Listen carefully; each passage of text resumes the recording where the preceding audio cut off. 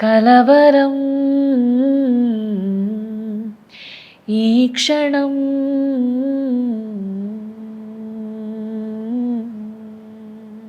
തെലുഗു പാട്ടുകൾ എങ്ങനെയാ പാടാൻ തുടങ്ങിയത്? തെലുഗു എനിക്ക് തോന്നുന്നു ഞാൻ തമിഴ് കഴിഞ്ഞ് നേരെ തെലുഗുയിലേക്കാ പോയത്. ഈ രാസയ്യോ എല്ലാ പാട്ടുകളുടെയും ഈ റെഫറൻസ് അതെ രാസയ്യോ ആണ്. ആദ്യം രാസയ്യോ എന്ന് പറഞ്ഞ പാട്ട് കേട്ടിട്ട് വിവേക് സാഗർ എന്ന് പറഞ്ഞ മ്യൂസിക് ഡയറക്ടറാണ് പാടാൻ വിളിക്കുന്നത്. So is a brilliant music director തെലുഗുവിലെ. അപ്പം ആദ്യം എനിക്ക് അദ്ദേഹത്തിന്റെ ആരാന്നൊന്നും അറിയില്ല. പിന്നെ അദ്ദേഹത്തിന്റെ റെഫറൻസ് നോക്കിയപ്പോഴാണ് വലിയ വലിയ നല്ല നല്ല പാട്ടുകൾ ചെയ്തിട്ടുള്ളതാണ്. And he's a great guitarist.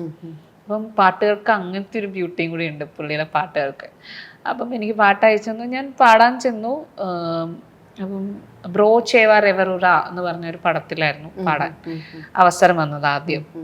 അപ്പം എനിക്കന്ന് പറ്റി, എനിക്ക് ഇപ്പോഴും സങ്കടമുള്ള ഒരു കാര്യമാണ്, എൻ്റെ ഫസ്റ്റ് തെലുഗു സോങ് തന്നെ എനിക്ക് ശബ്ദം ഇല്ലാണ്ടായിപ്പോയി അവിടെ പോയപ്പം പാടാനായിട്ട്. ഞാൻ ഭയങ്കര സങ്കടമായിരുന്നു. എനിക്കറിയില്ല, എനിക്ക് അവിടെ ചെന്നപ്പോൾ എൻ്റെ ശബ്ദം അടച്ചു, ഒട്ടും തുറക്കണില്ല.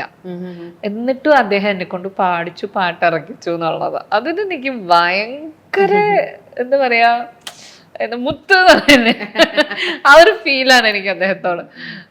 കാരണം വേറെ പലരും ആണെങ്കിൽ ഇപ്പൊ എന്നെ വിളിച്ചു പാടിച്ചു, ശബ്ദം ശരിയായില്ല പറഞ്ഞിട്ട് വേറെ ആരും കൊണ്ടെങ്കിലും പാടിക്കും. പക്ഷെ ആ സിനിമയിലെ എൻ്റെ ആ ശബ്ദം ഇല്ലായ്മയാണ് അത് കറക്റ്റായിട്ട് അറിയാം. മൂക്കും തൊണ്ടയൊക്കെ അടച്ചിട്ട് അങ്ങനത്തെ ശബ്ദത്തിന് അത് പാടിയത്. പക്ഷെ സംഹൗ ഇറ്റ്സ് ബ്രില്യൻസ് അങ്ങനെ പറയണം ആ പാട്ടിനെ. ചലനമേ ചിത്രമോ എന്ന് പറഞ്ഞിട്ടൊരു പാട്ട്, നല്ല പാട്ടായിരുന്നു. യെസ്, ഇത് അദ്ദേഹത്തിന് വേണ്ടി ഡെഡിക്കേറ്റ് ചെയ്യണം. കലവരം ഈ ക്ഷണം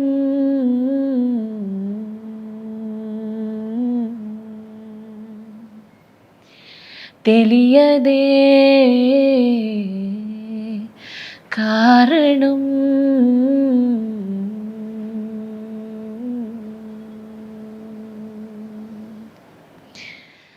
ఎనలేని ఆరాటం పడలేని వైనం మొహమాట పడుతూనే తెలిపేనా అవునను కాదను తేలలేని మౌనం ముందుకే సాగునా ఈ కథ కలవరం ఈ క్షణం.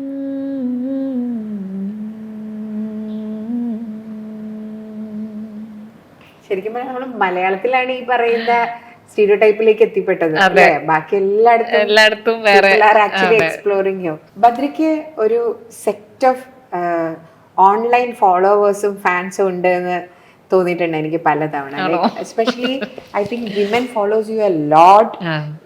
ലൈക്ക് ഈ പറഞ്ഞ പണ്ട് പാട്ട് പഠിച്ചവര്, എന്നിട്ട് പിന്നെ പാടുന്ന ആഗ്രഹിച്ചവര്, എന്നിട്ട് സ്റ്റക്കായി പോയവര്, അങ്ങനെയുള്ള കുറെ പ്രൊഫഷണൽസ്, അങ്ങനെയുള്ളവര് ഒരുപാട് പേര് എൻ്റെ തന്നെ സർക്കിളിലുള്ള ഒരുപാട് പേര് ഇങ്ങനെ ഭദ്രയുടെ ഒരു ഫോളോവേഴ്സ് ആണ്. How has your social media presence helped you in your career journey? ഞാൻ അത്ര വലിയൊരു സോഷ്യൽ മീഡിയ പേഴ്സൺ ആയിരുന്നില്ല. ഇപ്പോൾ കുറച്ച് നാളെ ആയിട്ടുള്ളൂ ഞാനൊരു സോഷ്യൽ മീഡിയയിലേക്ക് വന്നതും. പക്ഷെ അപ്പോഴും ഡിപ്പെൻഡ്സ് ഓൺ മൈ മൂഡ്. ഞാൻ മൂഡ് അനുസരിച്ച് മാത്രം പ്രവർത്തിക്കുന്ന ഒരാളാണ്. ബാക്കി എക്സ്റ്റേണൽ സോഴ്സസ് ഒന്നും ഞാൻ വകവയ്ക്കില്ല. അതങ്ങനത്തെ ഒരു സ്വഭാവമാണ്. എനിക്ക് മൂടുണ്ട്, നല്ല പാട്ടുകൾ ഇപ്പം പാടിയിടണം തോന്നി ഞാൻ അപ്പം പാടിയിടും. കൺസിസ്റ്റൻ്റ് അല്ല, അത് ഒരു ഡ്രോബാക്ക് ആണ്. പക്ഷെ എനിക്ക് അങ്ങനെയാണ് ഇഷ്ടം. അപ്പം സോഷ്യൽ മീഡിയയിൽ ആർട്ടിസ്റ്റുകൾ കൺസിസ്റ്റന്റ് ആവണമെന്ന് ആക്ച്വലി എവിടെ എഴുതിയിട്ടില്ല. അത് സോഷ്യൽ മീഡിയയുടെ റൂളാണ്. അതെ. അപ്പം ഈ പറഞ്ഞ മാതിരി സോഷ്യൽ മീഡിയ റൂൾസിന് ഞാൻ ഇതുവരെയും തലവെച്ച് കൊടുത്തിട്ടില്ല എന്ന് പറയുന്നതായിരിക്കും ശരി. അപ്പം സോഷ്യൽ മീഡിയ കാരണം ഞാൻ വളർന്നു എന്ന് എനിക്ക് ഇതുവരെ തോന്നിയിട്ടില്ല. കാരണം ഞാൻ അങ്ങനെ സോഷ്യൽ മീഡിയ അധികം ഇതില്ലാത്ത ഒരാളാണ്. പിന്നെ ഇടുവാണെങ്കിലും ചിലപ്പോൾ പലരും എന്നോട് പറഞ്ഞിട്ടുണ്ട് ഭയങ്കര വിയേർഡ് പോസ്റ്റുകളൊക്കെ